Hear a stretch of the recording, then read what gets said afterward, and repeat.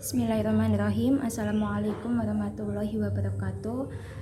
Alhamdulillahirabbil alamin wa bihi nasta'in wa ala umuri dunya waddin. Allahumma shalli ala sayyidina Muhammad wa ala ali sayyidina Muhammad.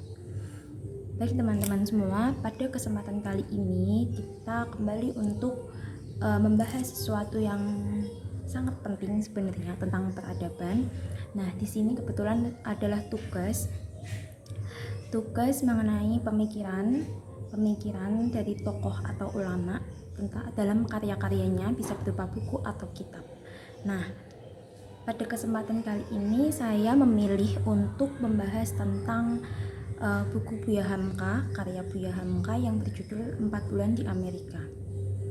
Sebelum itu ada 3 pokok pembahasan pada materi kali ini.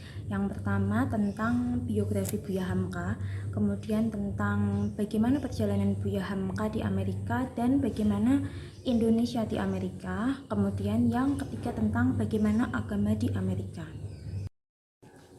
Profesor Dr. Haji Abdul Malik Karim Amrullah atau Buya Hamka adalah seorang ulama, filsuf, dan sastrawan Indonesia. Beliau berkarir sebagai wartawan, penulis, dan pengajar. Beliau juga sempat berkecimpung di politik melalui masyumi sampai partai tersebut dibubarkan. Kemudian menjabat sebagai Ketua Majelis Ulama Indonesia atau MUI pertama dan aktif dalam Muhammadiyah hingga akhir hayatnya. Beberapa universitas memberikan penganugerahan kepada Buya Hamka seperti Universitas Al-Azhar dan Universitas Nasional Malaysia yang menganugerahkannya gelar doktor kehormatan. Kemudian Universitas Mustopo yang mengukuhkan nama Buya sebagai guru besar. Lalu namanya juga disematkan untuk Universitas Hamka milik Muhammadiyah dan masuk dalam daftar pahlawan nasional. Buya Hamka lahir pada 17 Februari 1908 atau dalam kalender Hijriah 14 Muharram 1326 di Tanah Sirah, kini masuk wilayah Nagari, Sungai Petang, Kabupaten Agam, Sumatera Barat. Lalu meninggal pada 24 Juli 1981 dalam usia 73 tahun di Jakarta. Kota Medan menandai awal terjunnya Buya Hamka ke dalam dunia jurnalistik. Beliau menulis artikel tentang pengalamannya menunaikan ibadah haji untuk Pelita Andalas, surat kabar milik orang Tionghoa. Beliau menulis untuk pertama kalinya mengenai Sumatera Tawalib dan gerakan reformasi Islam di Minangkabau yang dipimpin ayahnya sendiri. Dari artikel-artikel awal itu, Buya Hamka menemukan suaranya sebagai jurnalis. Sebagai seorang otodidak dalam berbagai bidang ilmu, Buya Hamka tercatat sebagai penulis Islam paling profilik dalam sejarah modern Indonesia. Karya-karyanya mengalami cetak ulang berkali-kali dan banyak dikaji oleh peneliti Indonesia, Malaysia, dan Singapura. Tulisannya juga telah menghiasi berbagai macam majalah dan surat kabar. Tercatat dalam jarak waktu kurang lebih 57 tahun, Buya Hamka telah melahirkan 84 judul buku. Minatnya akan bahasa banyak tertuang dalam karya-karyanya yang berhasil melambungkan nama Buya Hamka sebagai sastrawan. Tidak hanya itu, Buya Hamka juga meninggalkan karya tulis yang menyangkut tentang sejarah, budaya, dan bidang-bidang kajian Islam. Meskipun beliau tidak menyelesaikan pendidikan formal, Buya Hamka mempunyai banyak akses keilmuan karena kemampuan membacanya yang luas. Sehingga dengan hanya bermodalkan pendidikan paling dasar, beliau telah berhasil dengan caranya sendiri memperoleh pengetahuan yang maju dan unggul dalam bidang yang berbeda-beda, seperti jurnalistik, sejarah, antropologi, politik, dan Islamologi. Beberapa karya Buya Hamka yang terkenal adalah Si Sabariyah, kemudian Tenggelamnya Kapal Van der Wijk, di Bawah Lindungan Ka'bah, Merantau ke Delhi, 4 Bulan di Amerika, Tafsir Al-Azhar, Perbendaharaan Lama, Terusir, Berbicara tentang Perempuan, Tasawuf Modern, dan lain sebagainya. Jadi pada pembahasan kali ini saya memilih buku Buya Hamka yang berjudul 4 Bulan di Amerika. Buku ini dilatar belakangi oleh banyaknya para murid atau santri Buya Hamka yang ingin Buya Hamka menceritakan tentang pengalamannya selama di Amerika. Yang kita ketahui bahwa negara Amerika adalah negara adidaya dan negara paling maju di dunia. Namun pada buku pembahasan Buya Hamka ini banyak hal yang tidak kita ketahui yang dibahas oleh Buya Hamka. Jadi setelah mendatangi negeri Arab untuk mencari sumber kekuatan jiwa, undangan pemerintah Amerika Serikat untuk datang ke negeri Paman Sam disambut oleh Buya Hamka dengan sangat gembira.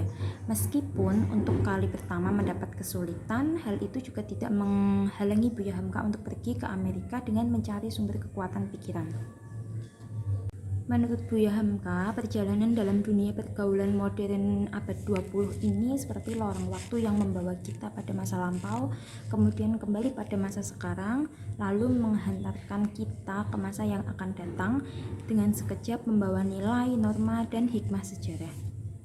4 bulan perjalanan ke Amerika menjadi perjalanan yang membawanya memperoleh jawaban atas pertanyaan tentang kehidupan manusia modern, tentang tanah air Indonesia dalam bangsa-bangsa di dunia, kemudian tentang hakikat diri seorang manusia, siapa aku, di mana tempat aku berdiri, dan apa tujuan aku hidup. Kemudian di dalam buku ini menceritakan perjalanan Buya mengunjungi kota-kota besar di Amerika seperti New York, Chicago, Los Angeles, San Francisco, dan kota-kota besar lainnya.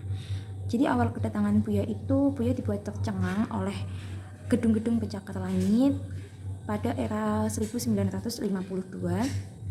Kemudian beliau juga bertemu manusia-manusia bermuka kaku yang berjalan tergesa-gesa, kemudian berbagai macam warna kulit serta berbagai macam bahasa.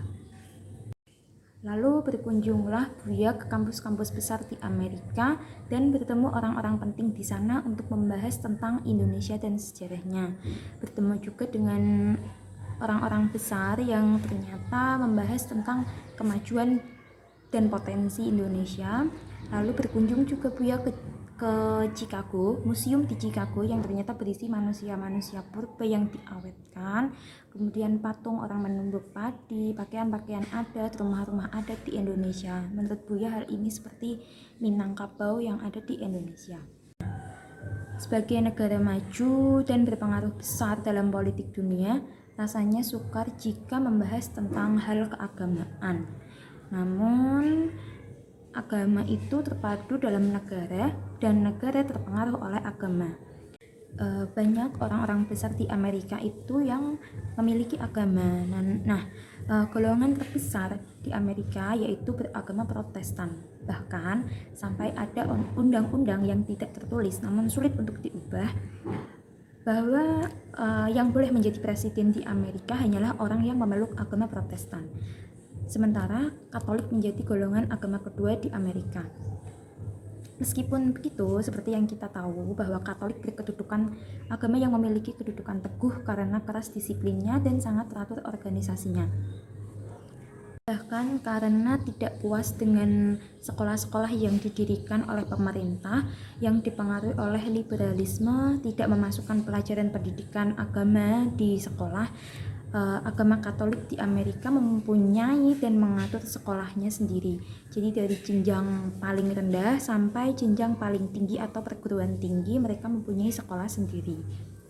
Walaupun golongan terbesar adalah Protestan, tapi mereka pihak Amerika dapat memilih jalan dalam melancarkan pemerintahan agar jangan bertumbuh karena agama. Jadi agama dan pemerintahan itu suatu hal yang dipisahkan.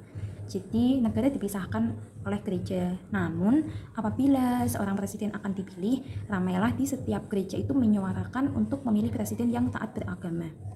Berbicara tentang agama di Amerika pun ternyata tersimpan hal-hal yang lucu. Sebagaimana di Indonesia, di waktu kekacauan jiwa, di Amerika pun ada gerakan-gerakan kebatinan yang kalau di Indonesia mungkin disebut hal-hal tahayul, seperti seorang negro yang mendakwakan dirinya sebagai nabi, kemudian seseorang menamakan dirinya sebagai Krishna Vedanta yang datang ke dunia sebagai jelmaan Yesus Kristus untuk menyelamatkan dunia. Lalu dan yang lebih hebat itu ada Father Divine yang mendakwakan dirinya sebagai Tuhan. Nah, dari segi keagamaan, Buya Hamka itu mendapatkan dua kesan. Yang pertama, kemerdekaan beragama menjadi pandangan hidup orang Amerika, ditambah dengan tafsir demokrasi 4 perkara milik Presiden Roosevelt yang 4 perkara itu adalah kebebasan berpikir, kemudian kebebasan beragama, bebas dari kemiskinan, dan bebas dari rasa takut. Jadi hal-hal itu telah menyelamatkan manusia-manusia yang mendakwakan dirinya nabi atau Tuhan. Lalu kesan kedua yang Buya dapatkan adalah apapun agamanya dan apapun dakwaan dirinya terhadap dirinya sendiri, semua itu adalah perkara miliknya sendiri, asal tidak mengganggu orang lain. Dari muhibahnya selama 4 bulan, yaitu dari bulan Agustus sampai bulan Desember, banyak hal yang membuat Buya itu terkejut, terlebih ketika beliau melihat patung Nabi Muhammad SAW di Amerika. Jadi ini membuktikan bahwa semaju apapun negaranya di Amerika, ternyata pengetahuan agama di negeri Amerika itu masih sangat kecil. Nah, jadi dari penelusuran Buya didapati bahwa pembuat patung itu adalah pemahat Charles Albert Lopez, yang tidak tahu dari mana gitu ya. Dia itu membuat jelmaan gambaran tentang Nabi Muhammad itu digambarkan gagah perkasa, kemudian kejam, pakai sorban, dan memegang pedang. Lalu yang membuat Buya heran karena patung tersebut ada di tengah usaha Amerika mendekati bangsa-bangsa timur. Jadi ketika international center di Washington, banyak tokoh-tokoh agama, perwakilan agama dari beberapa negara mendapatkan buku kecil berisi propaganda Amerika tentang usaha mendamaikan dunia. Jadi buku itu memang cukup bagus menurut Buya. Namun di bagian akhirnya terdapat gambar 3 orang nabi, yaitu Musa, Isa, dan Muhammad, yang maksudnya sebagai lambang keberagaman 3 negara, yaitu Yahudi, Nasrani, dan Islam. Jadi pihak Amerika menanyakan bagaimana kesan Buya ketika melihat gambar dalam buku tersebut. Lalu Buya menjawab, gambar tersebut malah akan menghancurkan kebaikan mereka dalam mendekati bangsa-bangsa timur, karena tidak ada satupun orang muslim khususnya yang suka jika nabinya atau Nabi Muhammad SAW dipatungkan. Kemudian Buya Hamka juga menyarankan jika ingin disebar, maka sebaiknya gambar Nabi Muhammad itu diganti dengan gambar Ka'bah. Jadi ternyata orang Amerika pun menerima karena keterbatasan mereka mengenai ilmu agama yang mereka juga mengakui itu sendiri. Jadi sampailah kita pada kesimpulan dari buku Buya Hamka kali ini, buku yang berjudul tentang 4 bulan di Amerika. Melalui perjalanan Buya di Amerika, Buya itu menjelaskan bahwa negara Amerika, negara yang sangat besar atau negara yang sangat maju, itu karena orang-orang di Amerika terfokus pada pendidikan mereka, pada bidang keilmuan mereka. Mereka juga sangat berkeinginan besar untuk menjadi guru jagat dan menguasai dunia. Lalu justru yang mereka cemaskan itu jika ada bangunan yang lebih tinggi di negara lain atau jembatan yang lebih panjang di negara lain yang Amerika merasa ketinggalan, dan yang mereka takutkan itu bukan kemiskinan atau perekonomian atau hal lain, tapi kedatangan komunis karena itu akan menghancurkan kebebasan mereka. Jadi di sini dikatakan mereka takut pada komunis karena mengancam kebebasan perseorangan yang sudah dipertahankan mati-matian. Lalu pada buku ini juga kita dapat tahu bahwa agama di Amerika pun ternyata pengetahuannya masih sangat kurang, karena yang kita tahu masih banyak manusia-manusia yang mendakwakan dirinya sebagai utusan Tuhan, utusan Yesus, sebagai nabi, dan lain sebagainya. Lalu yang ketiga, negara Amerika atau negara yang dulunya menurut Buya adalah negara yang dulunya bukan apa-apa, sekarang menjadi kota yang sangat besar karena penduduk di Amerika itu bisa mengubah hal-hal yang tidak ada nilainya menjadi sangat bernilai dengan keilmuan yang mereka miliki, ilmu pengetahuan yang mereka miliki. Sementara di Indonesia kita memiliki sumber daya alam yang sangat melimpah, namun kita tidak tahu cara untuk mengolahnya karena keterbatasan ilmu pengetahuan kita. Jadi di dalam buku ini disebutkan oleh Buya seperti ini. Cermin digosoknya di Amerika dengan pengetahuan, jadi berkilat dan bercahayalah dia. Namun berlian banyak di negeriku, padahal aku belum tahu peraturan menggosoknya sehingga cahayanya tersembunyi.